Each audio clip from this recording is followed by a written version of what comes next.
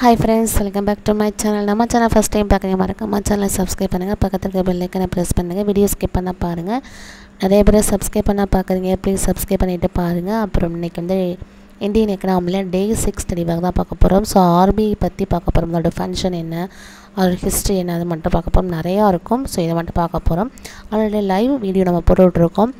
இன்றைக்கி இந்த ஆர்பிஐ பற்றி ஒரு லைவ் வீடியோ, ஒரு 3 நிமிஷம் வீடியோ போட்டிருக்கோம். ஸோ நீங்கள் அதையும் பார்த்துங்க. எப்போ உங்களுக்கு வந்து லைவ் போடலாம் அப்படின்னு சொல்லி ஒரு கமெண்ட் பாக்ஸில் போடுங்க. ஏன்னா டைமிங் வந்து நான் போடுறப்ப யாருமே வர மாட்டேங்க. ஸோ அதுக்காக தான் கேட்குறேன். கண்டிப்பாக கமெண்ட் பாக்ஸில் சொல்லுங்கள், நம்ம அந்த டைமில் வந்து லைவ் போடுவோம்.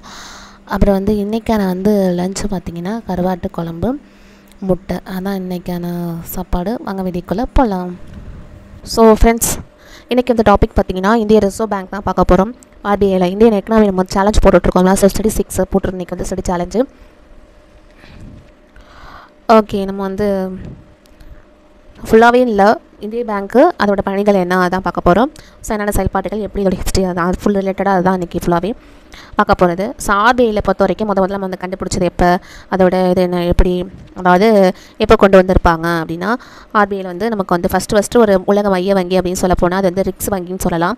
எப்படின்னா ஸ்வீடன் நாட்டோட ரிக்ஸ் வங்கி தான் ஒரு உலக மயமாக்கப்பட்டது. 1656 வந்து முதல்ல மைய வங்கியாக இருந்துச்சு. ஸோ இது வந்து பணத்தை வெளியிடத்துக்கு உரிமை வந்து 1897 பெற்றிருப்பாங்க.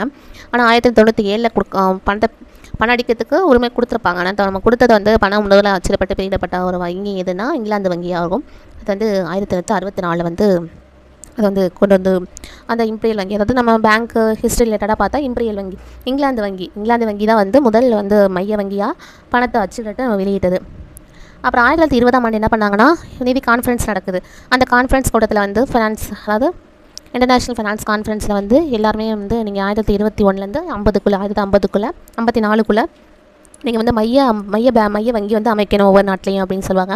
ஸோ அதன்படி வந்து தென்னாப்பிரிக்காவில் பார்த்தீங்கன்னா 1921, அப்புறம் வந்து சீனாவில் மைய வங்கி வந்து 1928 ஆரம்பிச்சிருப்பாங்க. அப்புறம் நியூசிலாந்தில் வந்து 1934, அப்புறம் இந்தியாவில் வந்து நம்ம ரிசர்வ் பேங்க் வந்து 1935 வந்து ஆரம்பிச்சிருப்பாங்க.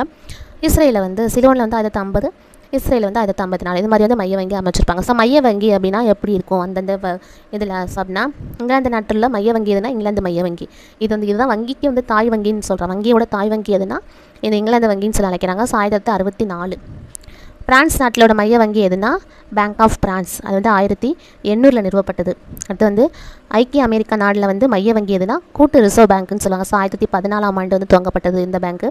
முதல் உலக போருக்கு பின்னாடி 1929 ப்ரூசெல்ஸில் நடைபெற்ற இந்த மாநாட்டில் தான் சர்வதேச பணம் பற்றிய ஒரு மாநாட்டு வந்து ஒவ்வொரு நாட்டிற்கும் மைய வங்கி அமைக்க வேண்டிய ஒரு வந்து அமைச்சிருப்பாங்க. மைய வங்கியாக அமைக்கணும் அப்படின்னு சொல்லி வலியுறுத்தியிருப்பாங்க.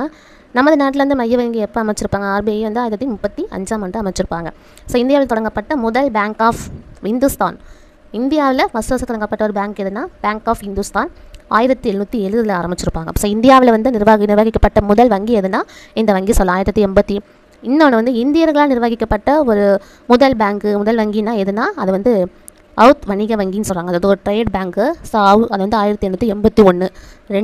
இன்னொன்று வந்து முதலாவது முழுமையான இந்தியர்களால் நிறுவப்பட்டது எதுனா நம்மளோட பஞ்சாப் நேஷனல் பேங்க், கேள்விப்பட்டிருப்பீங்க, இப்போ வரைக்கும் செயல்பட்டு தான் இருக்குது. ஸோ 1894 வந்து அது உருவாக்கப்பட்டது. இந்தியாவில் உள்ள பஞ்சாப் நேஷனல் பேங்க், அந்த பேங்க் வந்து ஃபுல்லாக இந்தியர்களாக முழுக்க உருவாக்கப்பட்டது அந்த பேங்க்கு. மொத்தம் 3 பேங்க் இந்தியாவை பொறுத்த வரைக்கும். முதல் பேங்க் வந்து பேங்க் ஆஃப் இந்துஸ்தான், அதுதான் வந்து இப்போ வந்து, ஸோ அதை தான் நினைக்கிறேன் 1970 இருக்கும். இந்தியர்களுக்காக நிர்வகிக்கப்பட்ட முதல் வங்கி எதுனா அது வந்து ரெண்டாவது வந்து அவுத் வணிக வங்கியாக இருக்கும். ஸோ 1981. மூணாவதாக வந்து இது உள்ளது நேஷனல் பஞ்சாப் பேங்க் 1894 உருவாக்கியிருப்பாங்க. ஸோ அது ரிலேட்டடாக ஃபுல்லாகவே இருக்கும். அடுத்தது வந்து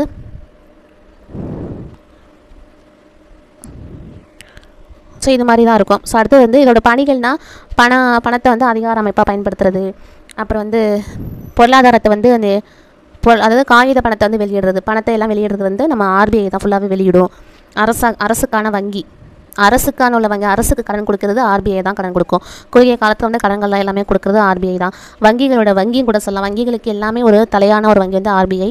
அப்புறம் வந்து கடைசி நிலை கடன் போகணும், அதாவது யாராவது வந்து சிக்கலில் வந்து அதாவது வணிக வங்கிகள் வந்து ஏதாவது பெரிய சிக்கலில் இருந்துச்சுன்னா அதை வந்து ரிசர்வ் வங்கி தான் வந்து ஏதாவது கடன் கொடுத்து ஈட்டுக்கடன் கொடுத்து வந்து தீர்க்கும். தீர்வாக செயல்படுகிறது. 14 தீர்வுகள் வந்து இது வந்து செயல்படுது. 14 தீர்வுகளாக ஏதாவது பரிவர்த்தனை ஏதாவது ப்ராப்ளம் இருந்துச்சுன்னா டிரான்சாக்ஷனில் அது வந்து 14 தீர்வுகளாக செயல்படுத்துது. அப்புறம் அந்நிய செலவாணியை பாதுகாக்குது. அதாவது இப்போ அந்த டாலராக இருக்கிறது வந்து நம்ம வந்து ஆர்பிஐயில் கொடுத்தா வந்து நம்ம இந்தியா ரூபாய் வந்து மாற்றி கொடுப்பாங்க. அந்த மாதிரி அவர் பொருளாதாரத்தை வந்து நெறிப்படுத்துறது, இந்த மாதிரி அரசோட கடன் பத்திரங்களை வந்து இது நிர்வகிக்குது. சொத்துக்கள் எல்லாத்தையும் அரசு சார்ந்த கடன் பத்திரங்கள் எல்லாத்தையும் வந்து இதுதான் வந்து கண்காணித்து பராமரிக்குது. அப்புறம் வந்து செலுத்துதல் மற்றும் தீர்வு செய்தல், மேலாளராகவும் நெறியாளராகவும் இது வந்து செயல்படுத்துது. ஸோ 2007ஆம் ஆண்டு என்ன பண்ணுறாங்கன்னா செலுத்துதல் மற்றும் தீர்வு சட்டம்னு சொல்லி ஒரு இந்திய ரிசர்வ் வங்கிக்கு நாட்டினோட செலுத்துதல் மற்றும் தீர்வு செய்வதற்கான மேற்பார்வையிடுவதற்கான ஒரு அதிகாரம் வந்து கொடுத்துருப்பாங்க. அதோட ஆக்ட். ஸோ ஆகவே வந்து ரிசர்வ் வங்கி வந்து ஒரு பாதுகாப்பான மற்றும் ஒரு திறமையாக செலுத்துதல் மற்றும் தீர்வுகளை வந்து மேற்பார்வையிடுது. இது மாதிரி நிறையா இருக்கும். ஸோ ஆர்பிஐயில் வந்து ஹிஸ்ட்ரி வந்து இன்னும் நிறையா பெருசாக போகும். ஸோ இது வரலாறு மட்டும் ஆர்பிஐயோட வரலாறு மட்டும் பார்த்துக்குவோம். 34ஆம் ஆண்டு சட்டப்படி கொண்டு வந்திருப்பாங்க. ஆனால் 35ஆம் படி ஏப்ரல் 1ஆம் தேதி வந்து அமைக்கப்பட்டது. ஆனால் வந்து அரசுக்கு எப்போ தேசியமயமாக்கப்பட்டு நம்ம வந்து 1969ஆம் ஆண்டு 14 தேசிய வணிக வங்கிகளை வந்து தேசியமயமாக்கியிருக்காங்க. அதே மாதிரி ஆர்பிஐ வந்து 1949ஆம் ஆண்டு தேசியமயமாக்கியிருப்பாங்க. ஜனவரி 1 1949ஆம் ஆண்டு. ஆளுநர் வந்து இதில் வந்து எத்தனை பேர் பணியாற்றுவாங்க, இவர் தலைவர்லாம் ஆளுநர் தான் சொல்லுவாங்க. ஸோ ஒரு ஆளுநர் இருப்பாங்க, 4 துணை ஆளுநர்களாக இருப்பாங்க.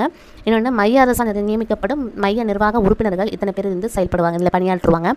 டிசம்பர் 12, 2018 முதல் வந்து இந்திய ரிசர்வ் வங்கி வந்து என்ன பண்ணாங்கன்னா 25வது, அதாவது டிசம்பர் 12, 2018 உள்ள ஆளுநர் பேர் தான் போட்டிருக்காங்க.